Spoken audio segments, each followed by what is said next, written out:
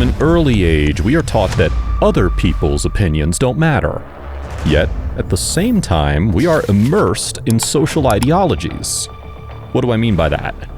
Well, even though we're all individuals moving in herds and can have our own concept of right and wrong, we are still influenced by external concepts. These concepts always make us think, what will they say?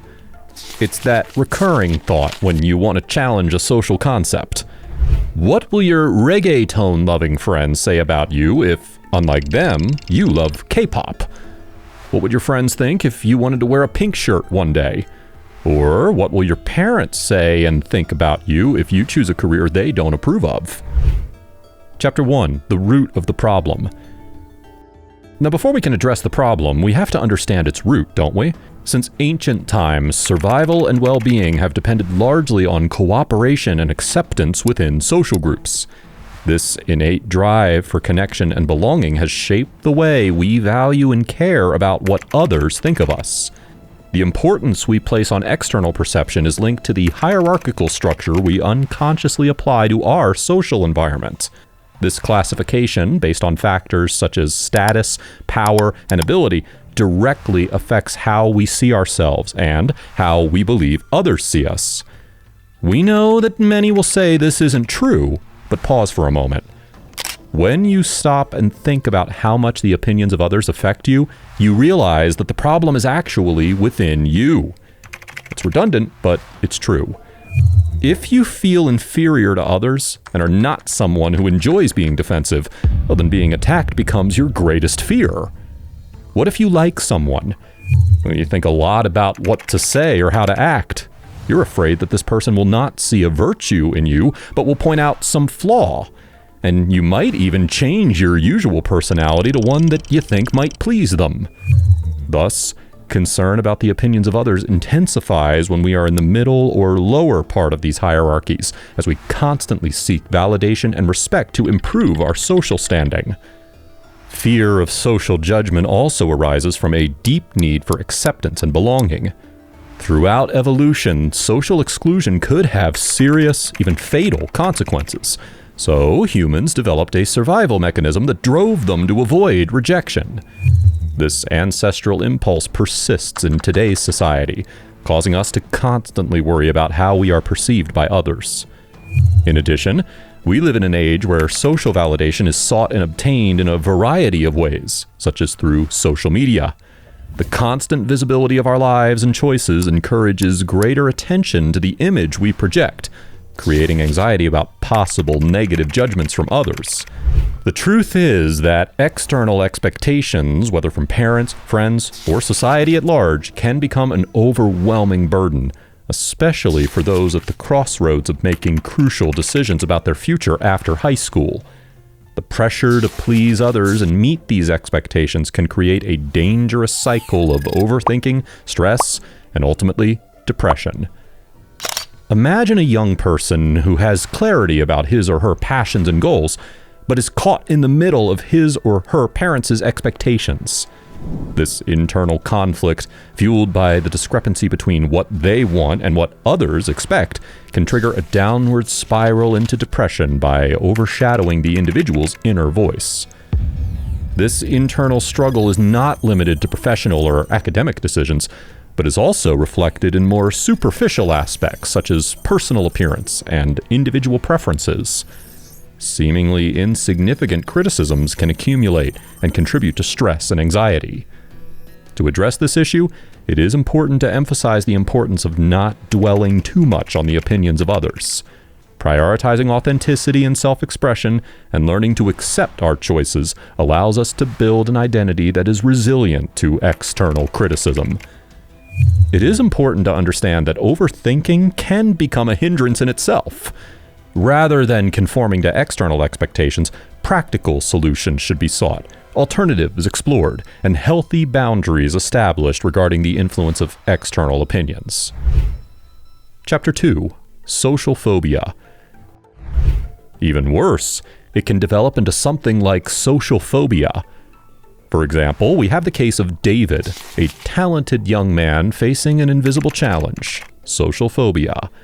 His daily life is filled with anxiety that makes it difficult for him to fully enjoy social interactions. At school, he sometimes knows the answer, but the idea of participating in a presentation makes him nervous. He feels uncomfortable and worries about what his peers will think. He feels that if he makes a mistake or has a misconception about the topic, everyone will make fun of him for correcting it. It doesn't stop there, as parties and gatherings become a red flag for him. The idea of interacting with strangers becomes a challenge. Fear of judgment and concern about his appearance cause him to avoid these events, losing connections in the process. Every gesture and word becomes a potential source of shame. His body also responds physically to anxiety. Flushing, rapid heartbeat, and sweating are visible signs of his internal struggle. Muscle tension is constant, manifesting the emotional burden he carries. Social phobia affects relationships and leaves scars on self-esteem. Professional and academic opportunities are limited as fear of judgment leads to avoidance of key growth situations. Now, if you identify with David, I want you to know that you are not alone. So let me talk to you about some tricks that can help you fight social phobia. Chapter 3, The Butterfly Method. Here, I will introduce you to a game called the Butterfly Method. The basic premise of this strategy is simple, yet powerful. Flutter from one social environment to another, much like a butterfly fluttering from flower to flower. By participating in different social groups, you become part of multiple hierarchies. Instead of being confined to one or two, you find yourself in at least 4 or more. The magic is that by being part of so many different hierarchies, your concern about the opinion of each group diminishes. When you're immersed in a single group, all your anxieties revolve around your position in that particular hierarchy. However, when you are part of multiple groups, your attention and energy are distributed among them, and the importance of each is greatly diminished. But how do you put the butterfly method into practice? There are 2 basic approaches. The first is to actively join various groups in your current environment. Platforms like Meetup offer a variety of communities, from board game groups to book clubs that provide opportunities to expand your social circle. The second strategy is even more powerful. Travel to different countries and immerse yourself in new cultures. By stepping away from the usual hierarchies, you find yourself in territory where the opinions of those around you don't carry the same weight. The freedom to act without the constraints of common social expectations can lead to renewed authenticity and a significant reduction in concern about the perceptions of others. The essence of the butterfly method lies in the mindset of abundance. By recognizing that we live in a world of 7 billion people, we understand the diversity of groups we can join. This perspective opens the door to a life less constrained by constant worry about our social standing. The impact of the butterfly method goes beyond simply reducing social anxiety. Through active participation in multiple communities, personal development is fostered and stronger social skills are acquired. Adaptability becomes second nature as you encounter different dynamics and expectations in each group. Moreover, the butterfly approach is not only beneficial on an individual level. By being part of different hierarchies, you contribute to the richness and diversity of each community.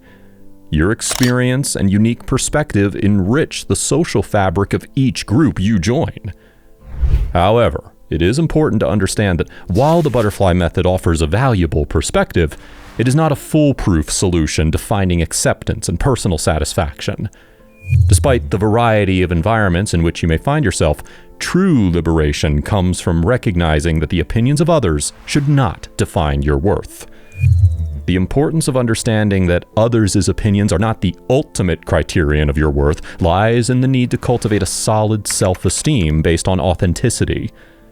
While the butterfly method may provide temporary relief from social pressure, it doesn't address the root of the problem: emotional dependence on external approval. Fitting into different groups may provide a momentary sense of belonging, but the real solution lies in developing a genuine connection with yourself. Constantly seeking external validation and changing your behavior to fit into different hierarchies can become a trap that perpetuates the need for approval.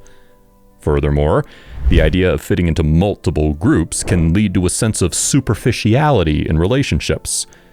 To achieve genuine human connection, it is important not to sacrifice your true identity in the process of adapting to different contexts. Authenticity is the foundation for meaningful and lasting relationships. The butterfly method is a valuable tool for expanding your social horizons and acquiring interpersonal skills.